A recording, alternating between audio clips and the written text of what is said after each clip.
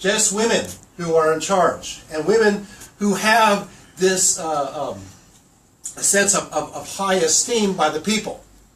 You can see through here a little bit of the ancient Minoan legacy. Are you following that? The ancient legacy from way back when continues preserved through the cult of Artemis Perge and continued all the way to the time of the Romans. What I find is so interesting is that, on so many different levels, is that people always focus upon these other cults connected to women and empowering women.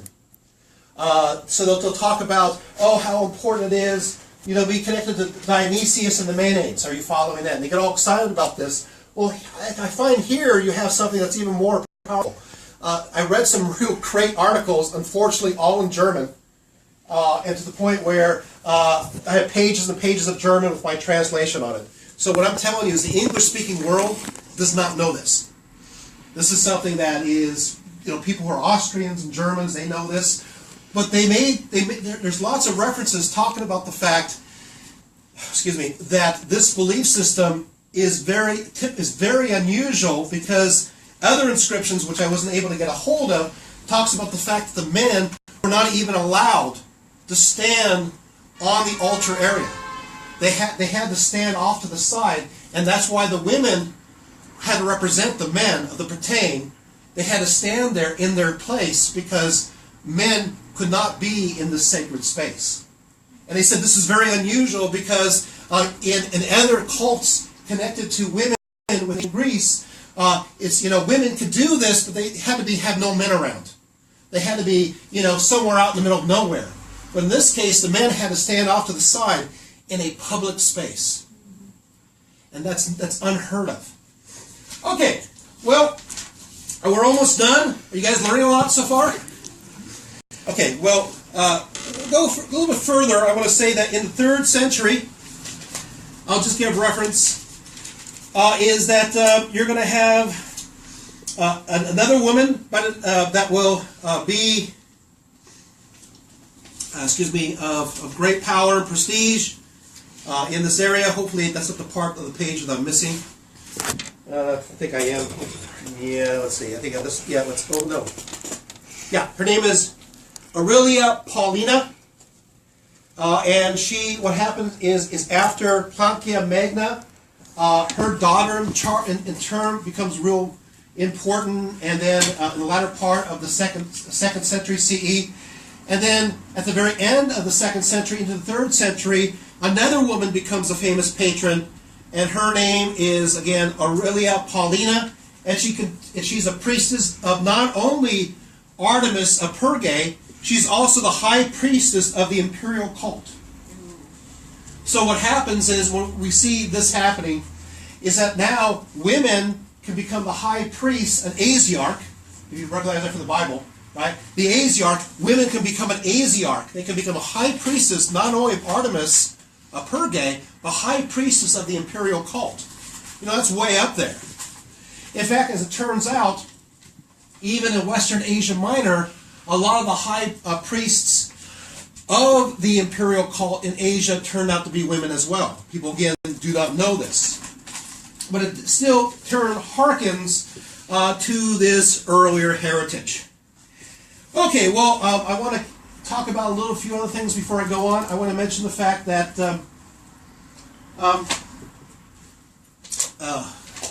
that what will happen when it comes to Artemis of Perge is that you have this very powerful belief system where women have a place to be in many cases. They can do whatever men can. It's very liberating, and that's why it's very popular in different places. But as time goes on, Christianization changes Perge. But what I find is interesting is that even during the time of Christianization, you'll find evidence of people chipping out the names of various gods, but in a lot of cases, Artemis is not chipped out. Which I think is interesting is that the people are not chipping out the name of Artemis, but they'll chip out the name of the emperor.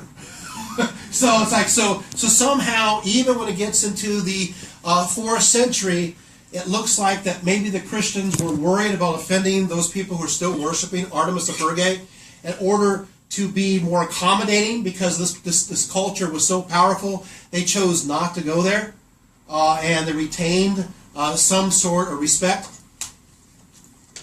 It turns out that later on, there's a series of famous female saints that come from Artemis Perge, who are Christians. The interesting point is, there's no male saints. So once again, there's that interesting legacy that goes on. So is there anybody famous that's male from Perge? That's the question. Yes, there happens to be. You're gonna have a few here and there. You're gonna have an Artemidorus of Perge, who is who lived during the 2nd century BCE, who's the one who formulated the beginnings of what we now know as geometry, systemizing Euclid's ideas. And there's a hardly known at all philosopher from the 2nd century, but that's about it. In fact, when it comes to historically, we look at the city, for the most part, it's famous women, and famous women who have means, all the way from, get this, a disciple of Sappho, all the way to all these various Christian saints. Once again, this tells you that there's something different going on in Pamphylia and Lycia. Okay, I'm going to close on this one. The big question is, where is the temple of Artemis Perge?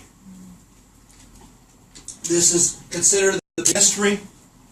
When you arrive at the site, they'll tell all the tourists, we don't know where it is. It's been lost.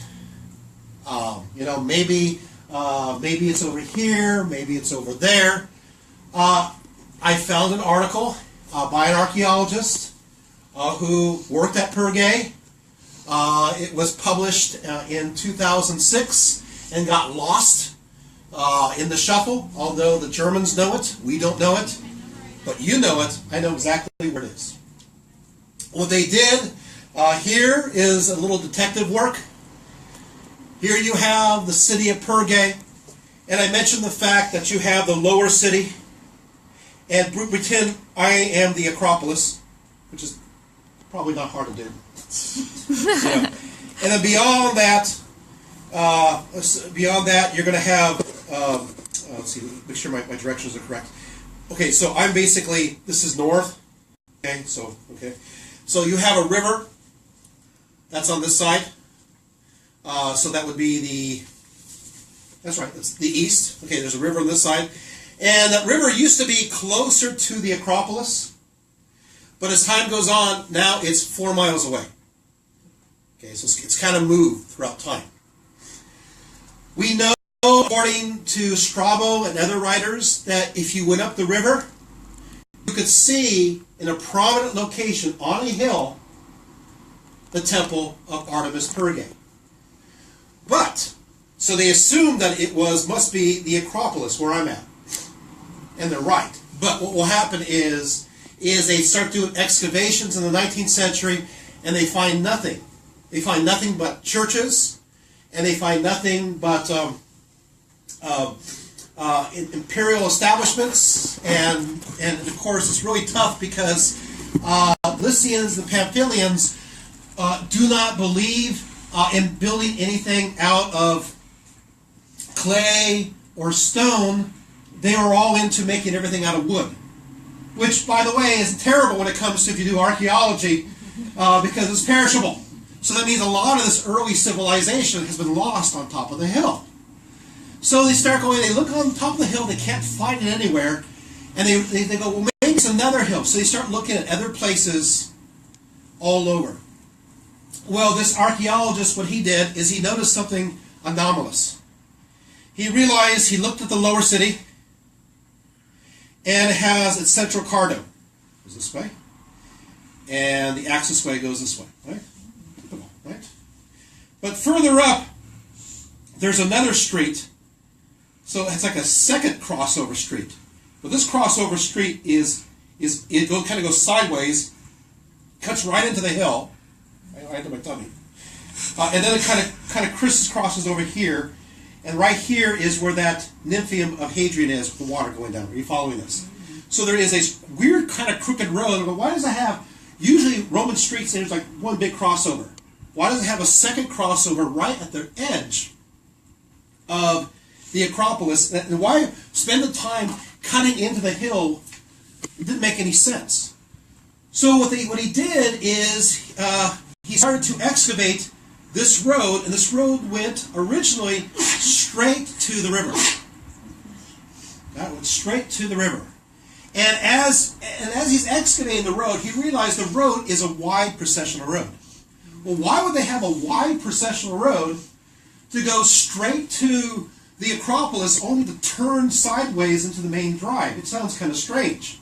And it turned out when he looked at the plan of the city, it interrupted all the other roads. It turns out these other roads were made long after this main road. And so this one road that went to the Acropolis was older than the rest. Going, we got something here, right? So what he started to do is he started excavating, and he found all on the side, all of these ancient shrines, these ancient caves that once carried images, these holes, pockets, that go back to prehistory. It's like, okay, this is good. This is calculated by age, at least. And he keeps going, so he keeps digging further and further on the side, excavating further and further up, and he gets on top of the Acropolis, and yes, there's a church here.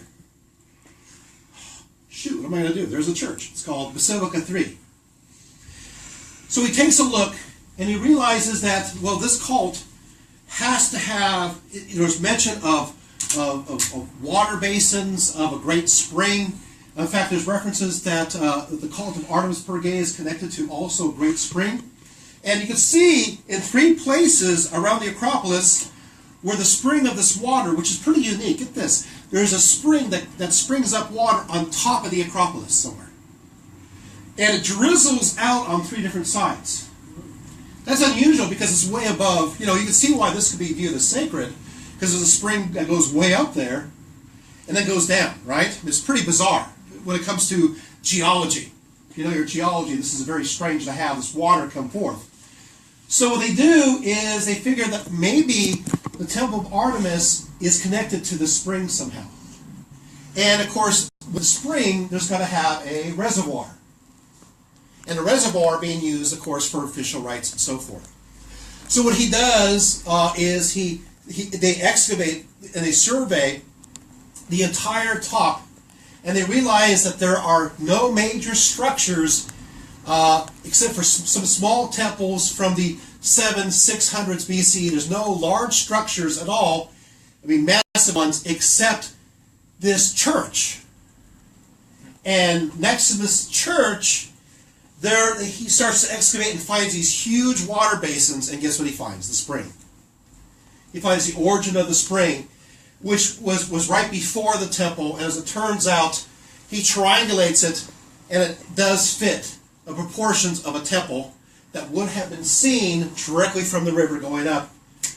And he then finds evidence of columns and some moldings that came from the temple of Artemis Perge, and yes, it's been found. It's been discovered, so if you take a look at any guides that say we don't know where it is, we know exactly where it is, on top of the Acropolis Hill. Okay, so what do we learn from this talk? I know it's been very thick and very academic. Well, what I've said is pretty important on many different levels. What I have gone over demonstrates that Artemis, as we understand it, has an Anatolian provenance, not a provenance from mainland Greece, beyond a reasonable doubt. Right down to the actual name itself. She is not a Greek goddess. She is an Anatolian goddess that they've added different features to it.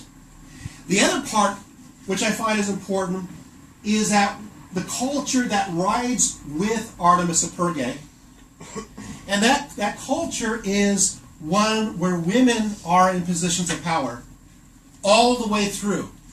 They are the priestesses, they are the functionaries, they are the ones who do all the cutting of the meat. In the cult of Artemis of the Ephesians, you do have female priestesses, and you have male priests and it is the male priests that do all the cutting. Well, sure, if you have a female priestess that's in charge in many cases, this is the man's job to do the cutting of the meat. But when it comes to the cult of Artemis Perge, it's a woman who is up there and she's cutting the meat. And it's women who are the only ones allowed in the sacred space. And so it appears to me that here you have a preservation not only in the iconography of Artemis Perge, which retains its primitive aspect, which very much looks like an Anatolian Minoan goddess, but also retains in many ways the ancient social structures from this egalitarian culture that was once Minoan as well as Anatolian. Thank you.